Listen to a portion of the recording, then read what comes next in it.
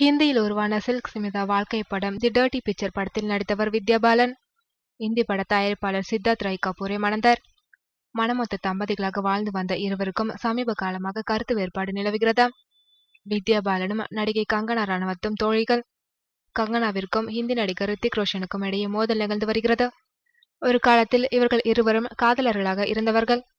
தற்போது எழுந்துள்ள மோதல் விவகாரம் போலீஸ் வரை சென்றுள்ளது. இந்த விஷயத்தில் கங்கனாவிற்கு ஆதரவாக பேசி வருகின்றாராம் வித்யா பாலன்.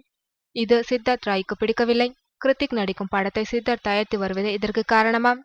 கங்கனாவிற்கு ஆதரவாக வித்யா பாலன் பேசுவதால் ரித்திக்கை வைத்து தான் தயாரிக்கும் படத்திற்கு பாதிப்பு ஏற்படுமோ என்று அவர் பயந்து வருகிறாராம்.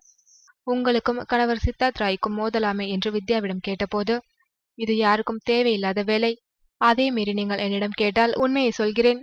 எனது திருமண வாழ்க்கை நன்றாகவே இருக்கிறது என்று சுற்றி வளைத்து பதில் சொல்கிறார் வித்யா பாலன்.